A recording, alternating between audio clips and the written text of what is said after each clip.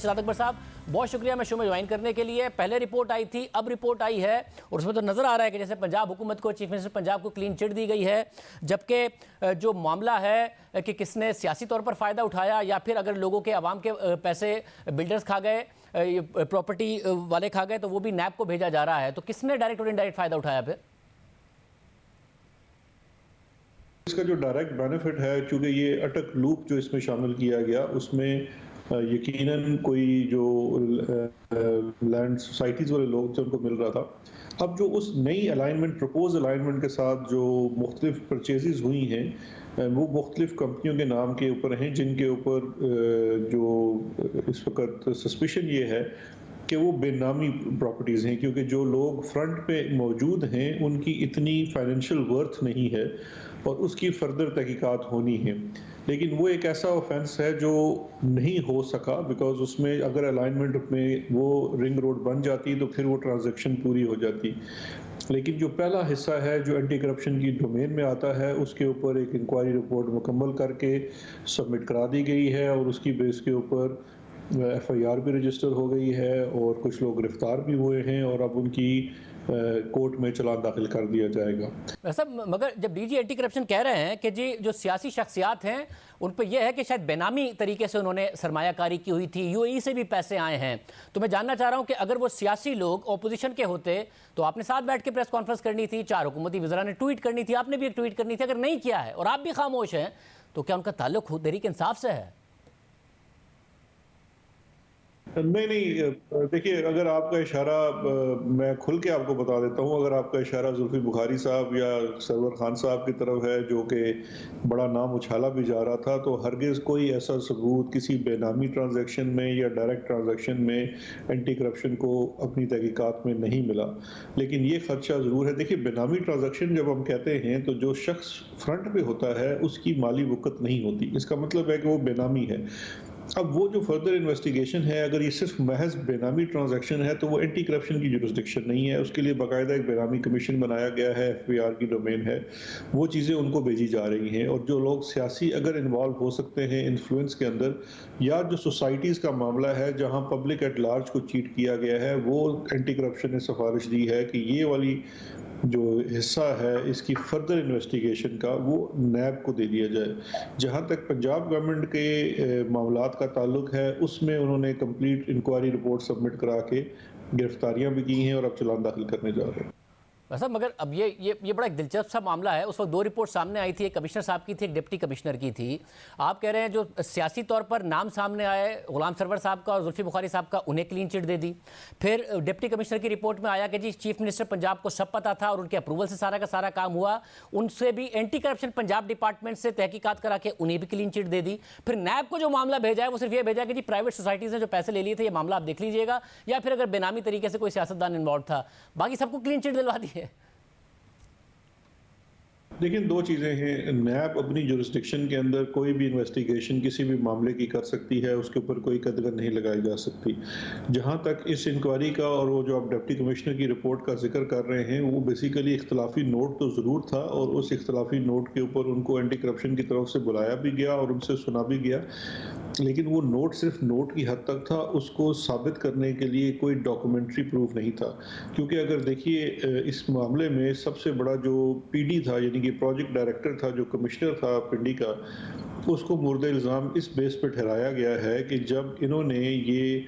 نئی alignment propose کی briefing دی گئی جو پلاننگ اینڈ ڈیولپمنٹ کا جو فورم تھا,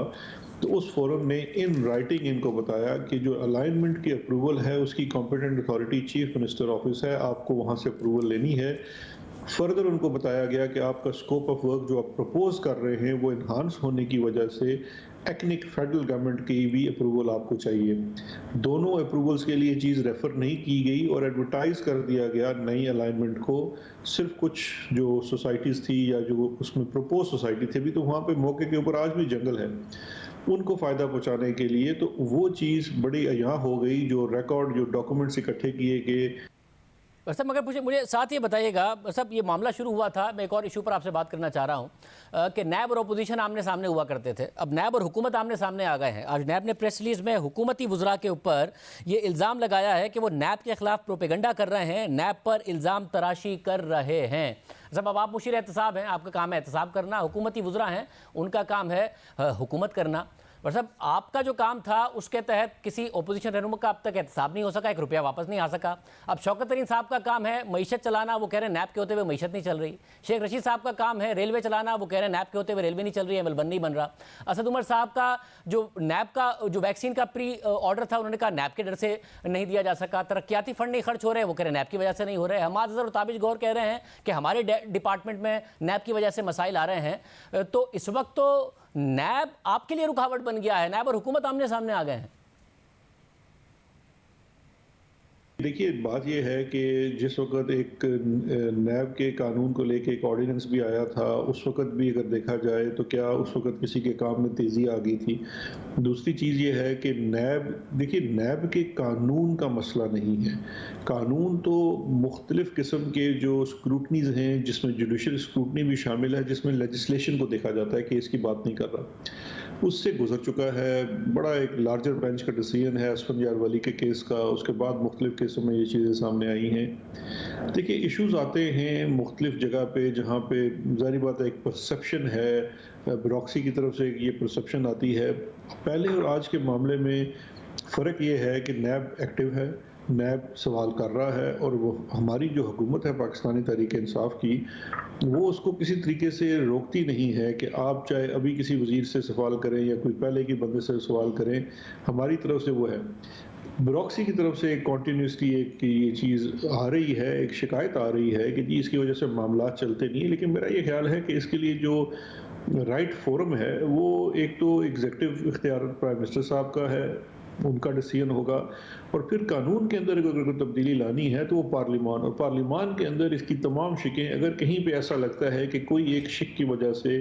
किसी काम में, तरक्याती काम में रुकावट हो रही है, तो उसके ऊपर बिल्कुल बातचीत हो सकती है। मतलब मगर सिर्फ ब्यूरोक्रेसी का नहीं ना मसला, अगर वैक्सीन का प्री ऑर्डर नहीं होता तो नैब का असद उमर साहब जिक्र करते हैं, पीएसडीपी खर्च नहीं होता, जितना हो गया वो हो गया, जो नहीं हुआ वो नैब पर जिम्मेदारी डाल दी जाती है। फिर दूसरे वुज़रा भी कह रहे हैं, अब या तो दो बात है, या तो आपके वुज़रा अपनी नाकामी नैब पर डाल रहे हैं, या फिर नैब हकीकतन इस वक्त प्रॉब्लम बना हुआ है, हुकूमत को नहीं चलने दे रहा है। आप एहतसाब को देखते हैं तो आप बताइए। देखिए मुझसे तो आज तक किसी ने रब्ता नहीं किया कि हम कोई वैक्सीन ऑर्डर करना चाह रहे हैं या कोई भी हम काम करना चाह रहे हैं और उसमें नैब रुकावट डाल रही है। मेरी नज़र से कोई भी प्रैक्टिकली ऐसी चीज़ टेक्निकली गुजरी नहीं है। अब अगर किसी सेक्रेटरी साहब को अपने घर बैठे हुए ये लगे कि नहीं, अगर मैं किसी प्रोजेक्ट के ऊपर साइन कर दूंगा तो कल मुझे नैब सवाल करेगी, अगर आप रूल्स कायदे कानून के मुताबिक चलेंगे तो वो नहीं होगा। और जहाँ तक जो वैक्सीन वाला मामला है, तो जो इमरजेंसी रिलीफ थी उसके अंदर सारा जो आपको पेपरा को भी उसमें सस्पेंड किया गया था, बिकॉज वो एक डिज़ास्टर की सिचुएशन है, और डिज़ास्टर की सिचुएशन में आप जो आपके नॉर्मल प्रोसीजर्स होते हैं वो नहीं किए जाते। और जब भी ऐसा कोई मामला हो जहाँ पर डिज़ास्टर हो या कोई इमरजेंसी हो तो वो काबीना की सतह पर लाया जाता है, प्राइम मिनिस्टर साहब खुद लीड लेते हैं।